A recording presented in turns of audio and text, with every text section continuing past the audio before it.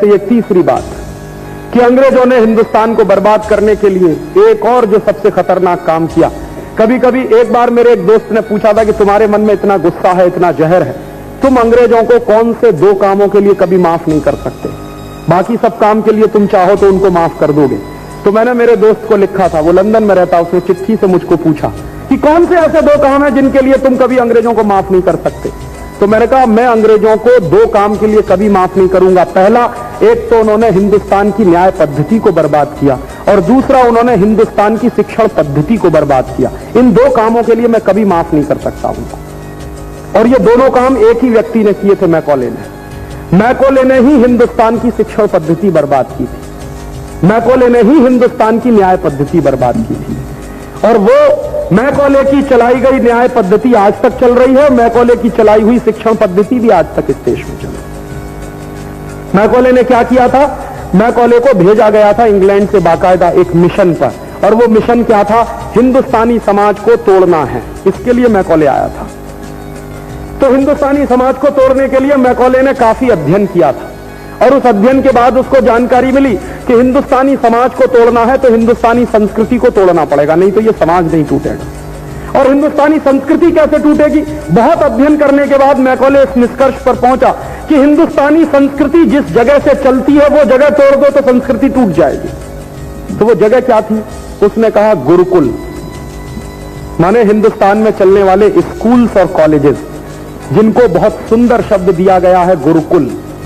गुरुकुल से ज्यादा सुंदर शब्द कोई दूसरा नहीं है। स्कूल और कॉलेज उसकी तुलना में कहीं नहीं टिकता। तो गुरुकुल चलते थे इस देश में। और कैसे गुरुकुल चलते थे? बहुत कम लोगों को मालूम है हिंदुस्तान में शिक्षण की पद्धति जितनी मजबूत रही दुनिया में शायद ही किसी देश में होगी। अंग्रेजों के आंकड़े हैं, अंग्रेजों का एक ऑफिसर था एडम स्मिथ, उसने कुछ सर्वे किया था, और सर्वे किया था हमारे लिए नहीं, अपने स्वार्थ के लिए, कि हिंदुस्तान के गुरुकुलों को कैसे तोड़ना है उसके लिए पहले समझना चाहिए। तो उन्होंने सर्वे किया। उस सर्वे की एक रिपोर्ट ये बताती है कि 1835 के साल में हिंदुस्तान की साक्षरता का प्रतिशत 100% था। 1835 में हम 100% लिटरेट थे 1835 तक। और क्यों थे हम 100% लिटरेट? उसका उसने सबूत दिया कि हिंदुस्तान में मद्रास प्रेसिडेंसी में उसने जब सर्वे किया सबसे पहला, तो मद्रास प्रेसिडेंसी हिंदुस्तान का माने 1/3 हिस्सा, जिसमें पूरा कर्नाटक आता था, पूरा आंध्र प्रदेश आता था, तमिलनाडु आता था, केरल आता था, और उड़ीसा का काफी बड़ा इलाका आता था। इतना पूरा हिंदुस्तान माने मद्रास प्रेसिडेंसी। तो मद्रास प्रेसिडेंसी का ऑफिस था एडम स्मिथ, उसने किया सर्वे। सर्वे की रिपोर्ट क्या आई? उसने कहा कि मद्रास प्रेसिडेंसी में कुल मिलाकर 1,47,000 गांव हैं, कुल मिलाकर पूरी प्रेसिडेंसी में। और मद्रास प्रेसिडेंसी में कुल मिलाकर 1,50,000 गुरुकुल हैं। ये इसका सर्वे है।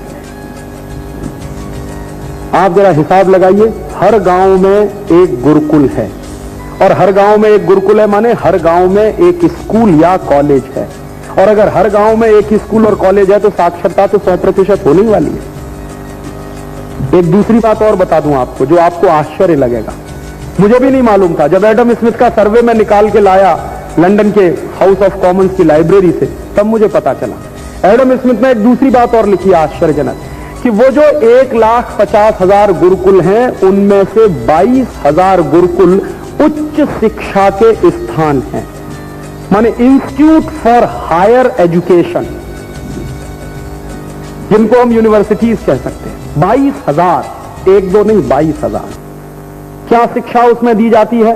तो वो लिख रहा है कि उनमें 18 तरह के विज्ञान शास्त्र पढ़ाए जाते हैं,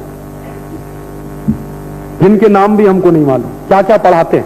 एस्ट्रोफिजिक्स 1835 में पढ़ाया जाता था इस देश में। उसको संस्कृत में जो कहते थे, आज उसका इंग्लिश इक्विवेलेंट है एस्ट्रोफिजिक्स। दूसरा पढ़ाते थे एस्ट्रोनॉमी। तीसरा पढ़ाते थे वैदिक मैथमेटिक्स।